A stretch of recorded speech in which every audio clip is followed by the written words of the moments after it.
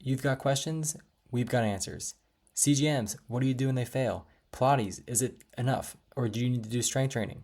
That and more on this episode. Hey, welcome to the Diabetes Remission Roadmap podcast with the two renegade pharmacists, Brian Bisher and Corey Jenks.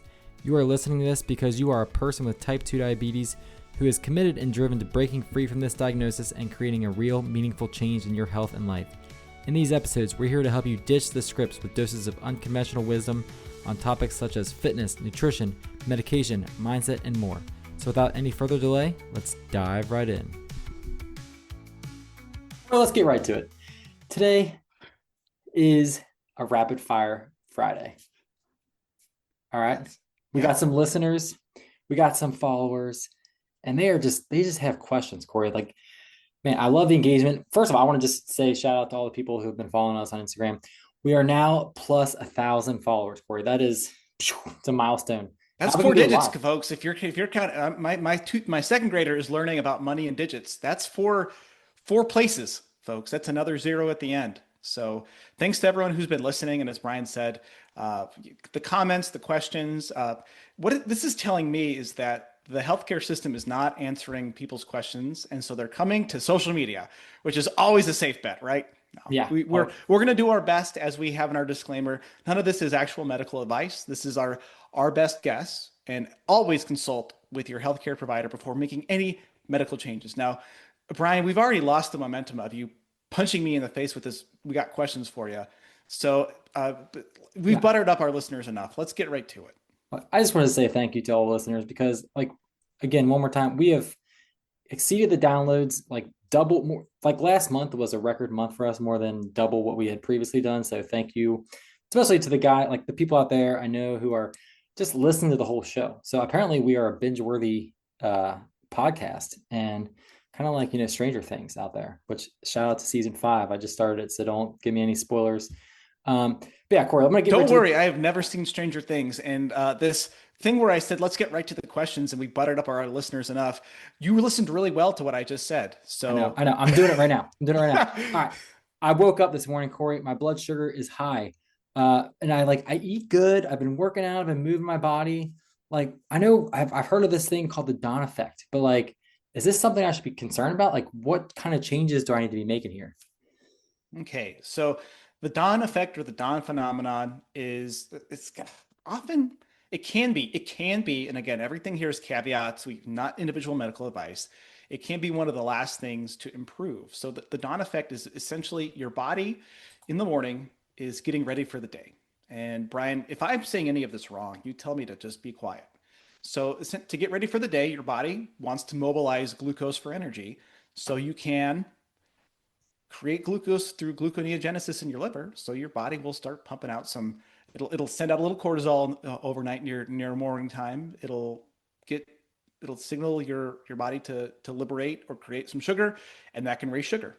And so this is what is called the Dawn phenomenon. Now, oftentimes when we're looking at blood sugars, it can be the last thing to improve. We can get post-meal improvement, midday improvement, but the fastings are still high. And should you be concerned about it?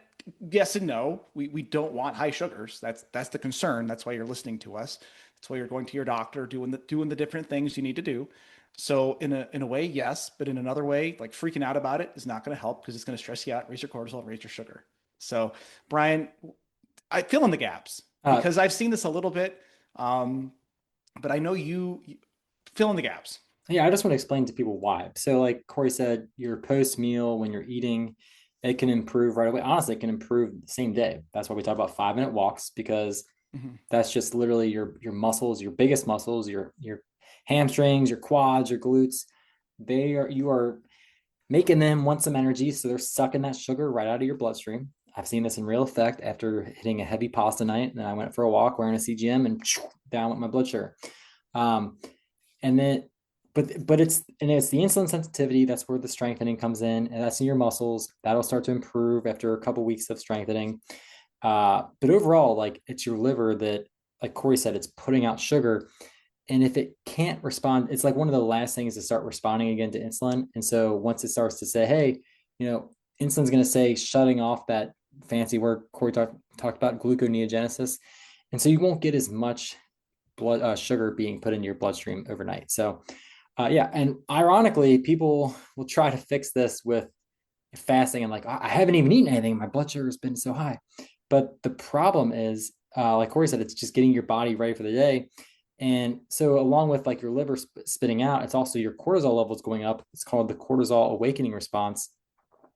And so, when you can lower your cortisol by eating food, specifically what we're talking about here, protein, fiber, the more nutrient dense foods you eat, you're actually going to start to lower that cortisol. So you might see a dip in blood sugar from actually eating. So as long as you're not eating, high carb meal. Yeah, right So before bed. Yeah, it's this ironic thing where we don't want you eating late and we don't want you having a snack before bed. And I've had patients who get hypoglycemic at night, so they're having a snack before bed. And I say, well, what if we just use less medicine before bed, and then especially on insulin, and then we can work with that. But yeah, it's this weird thing where, yeah, as you say, I'm eating less and less. I'm finishing up earlier, but it's the every individual is different, and I think the frustrating thing is we want to have the neat little answer for everyone right here in our rapid fire Q&A. Every individual is going to be different, and your physiology will change as you improve your insulin resistance and your overall body composition and blood sugar. So that's yeah, hopefully a 12-year-old explanation, which is about as good as I can explain things to myself sometimes to help you. So, and I'll just finish with: don't let it discourage you. Keep doing what you're doing. What mhm. you know works. It's the walking. It's the strength training. It's the focusing on satiety and meals. That's what works. All right. So next question, Corey, came from a follower here about continuous glucose monitoring. So like, what is someone to do if they have a malfunction or theirs falls off? Okay. So if you're using one of those continuous glucose monitors and there's a malfunction or it falls off, so there's a few steps you could take. So how do we know it's malfunctioning? So there is you can always check with a finger stick, right? So what I encourage people who are using a continuous glucose monitor to have is to have a finger stick nearby, because if your CGM is telling you your sugar is 42 and you feel fine, check your finger stick and confirm that it's going to be more accurate. If anytime there's discordance with how you feel and what it says. And if it falls off, and I've had in my experimentation, I've had it fall off mostly when I go through doors and I take it a little tight. Um, Call the manufacturer. I've actually had experience, because the first step is that a person might do is call the pharmacy. I need an early refill. If your meter if your sensor malfunctions, call the companies. I've actually had very good success with patients and clients calling them and saying, "Hey, your device failed. Give me a new one." And they say, Yeah. "Okay," and they'll mail it to them. So Yeah. go directly to the manufacturer. My fellow pharmacists listening will appreciate that, because it means less calls into the pharmacy. So Yep. that is something to consider. And just as a public service announcement, there was recently a huge recall on Freestyle Libre 3 Plus sensors. So I was reading an article. There's been a few deaths and lots of injuries attributed to it because they didn't detect hypoglycemia. Ooh. So this is why they're a wonderful tool. They're imperfect. You have to listen to your body, and if you're feeling shaky and sweaty, but it says your sugar's 300, check it with a finger stick. Always follow up with that. So that's my PSA is check out that recall. Make sure you don't have another recalled sensors too. So Brian, you were Yeah. making And I faces. was say, just to again, a disclaimer, yeah, check with your doctor too, because see what they Yeah. want you to do. Mhm. Again, we're just giving generalities here, what we've seen. But I too agree that calling the manufacturer has been successful. So that is always an option. It's in that fine print of the box that you may not take all the time to read. But you probably clicked accept on the terms when you downloaded the app. So another question here is, got some people that are resistant to strength training, Corey. As much as we talk about it, Mhm. yeah, they go to the gym, they see people working out, they're even hesitant to use the machines. Like those things guide you, but I don't know if it's just they don't want their muscles to be sore, or they're just more comfortable walking on the treadmill, or they can just maybe they can catch up on Stranger Things while they're walking on the treadmill. Either way, can they just walk on treadmills, or can they, if someone like, well, maybe you can do Pilates. Can they do Pilates for strength training replacement? If you're listening to this and thinking, this is exactly what I need, but I'll deal with it at my next doctor's appointment, I want to lovingly call out something important. Waiting 6 months for someone to glance at your labs isn't a plan, it's a gamble. Your blood sugar doesn't pause until your next visit, your habits don't magically change on their own, and you don't need another rushed conversation where you walk out with more questions than answers. If you want clarity, real personal clarity on what's driving your numbers and how to turn them around, grab a blood sugar clarity call with us. It's free, it's personalized, and it gives you a plan you can act on right away, long before your next appointment rolls around. Just head to the show notes and tap the link to book your call. Don't wait for someone else to set the pace for your health. Take the next step while you've got the momentum. I don't know. See what your blood sugar does. Do whatever you want. Depends what your goals are and what your body, how your body responds. I can say this. I've had the cardio fiends with high sugars that do a little bit of strength training, and it helps their blood sugar. And I've come across like many reasons why people don't strength train. So if you're actually at the gym, you've eliminated option one, which is I don't want to go work out. So you're already into working out. You're ahead of 75% of people right there. Congratulations. You're doing great stuff. So we don't want to make you feel bad for going to the gym and hopping on a cardio machine or doing Pilates. You're moving your body. Heck yeah. Way to go. Tell your friends who are sedentary to do that with you. That'll help them. Okay. So you've overcome the barrier one, not wanting to do it. Barrier two, I don't want to get too big. I got news for you. Unless you are doing steroids and doing an insane amount of strength training, you're not going to get too big. And not to stereotype, but I'll stereotype a bit. This is often my female patients and clients. I don't want to get too big. You don't have enough circulating testosterone to get too big.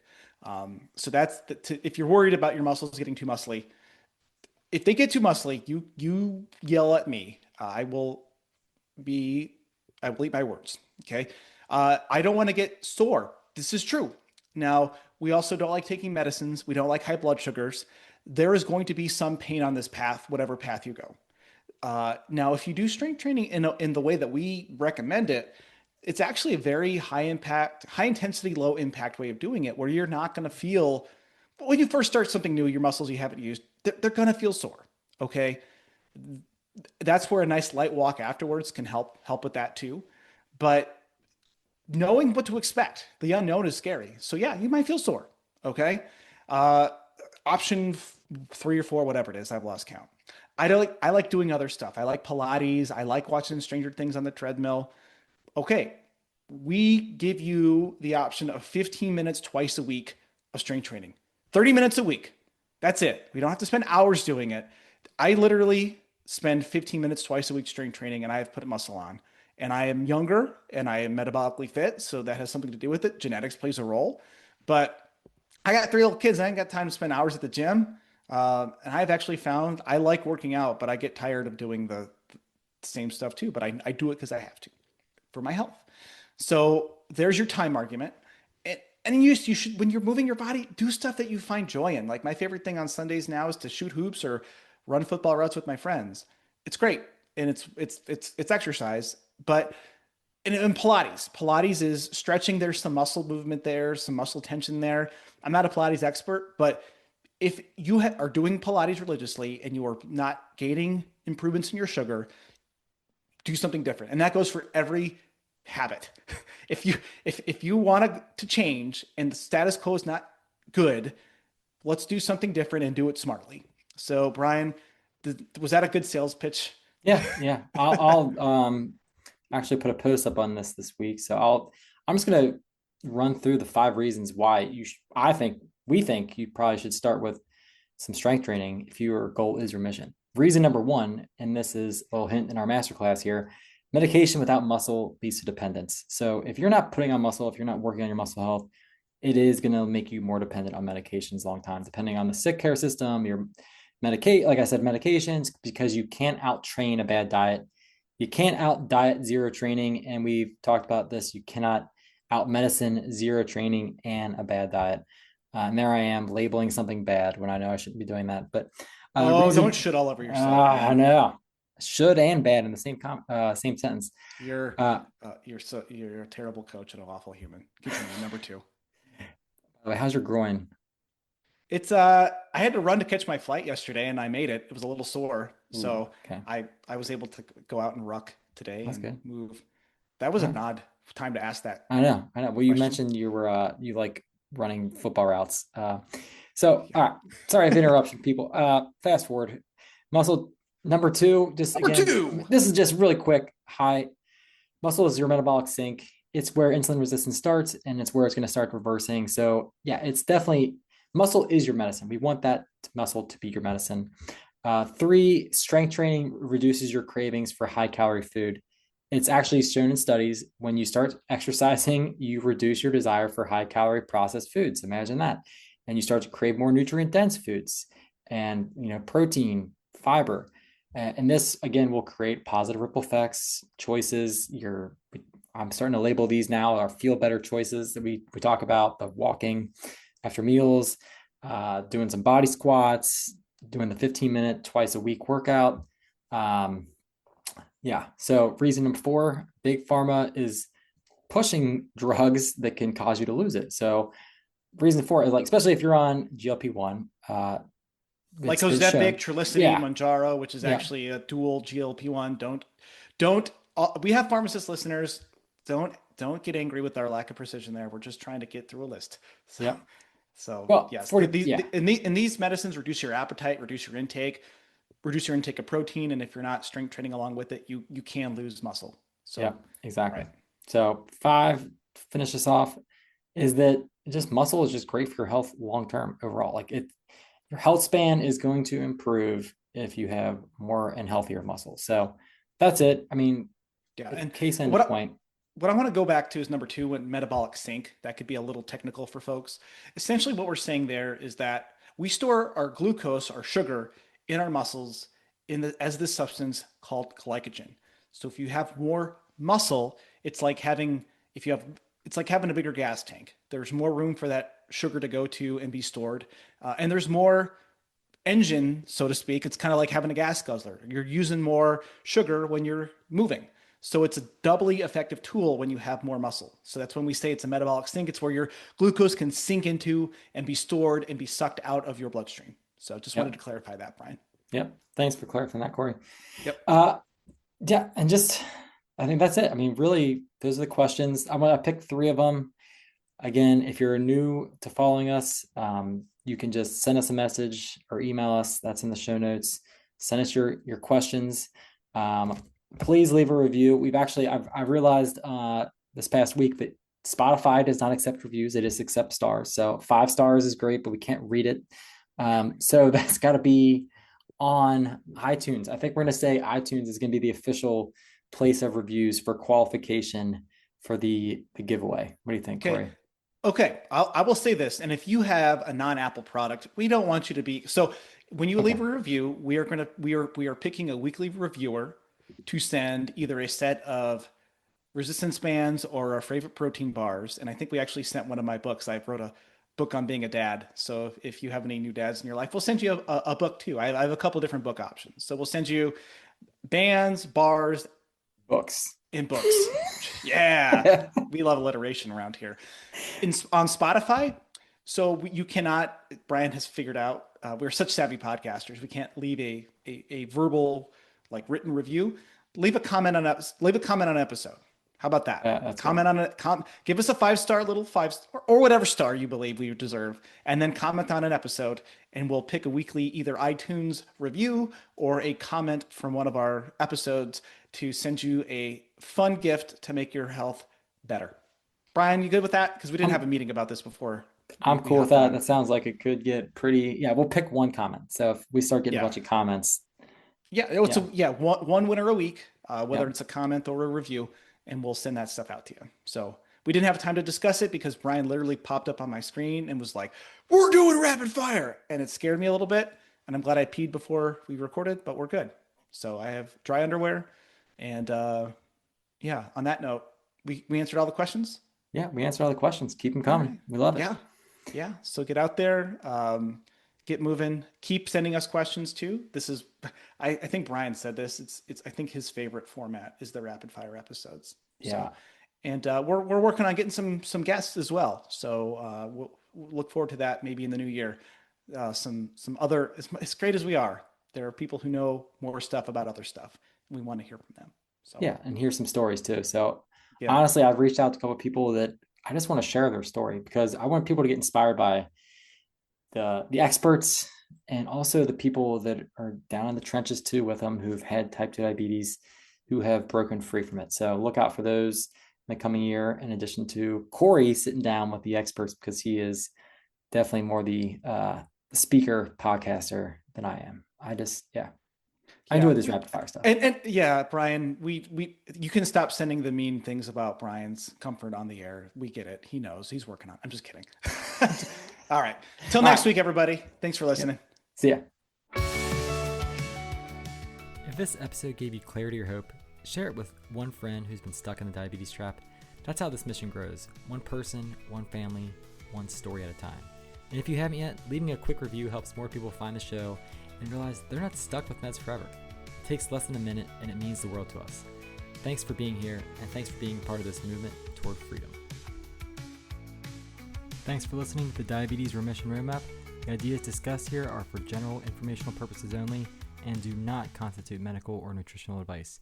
We are pharmacists, but we're not your personal healthcare providers. Always consult your own physician or qualified clinician before changing medications, exercise routines, or nutrition plans. Results vary, and what works for one person may not work for another.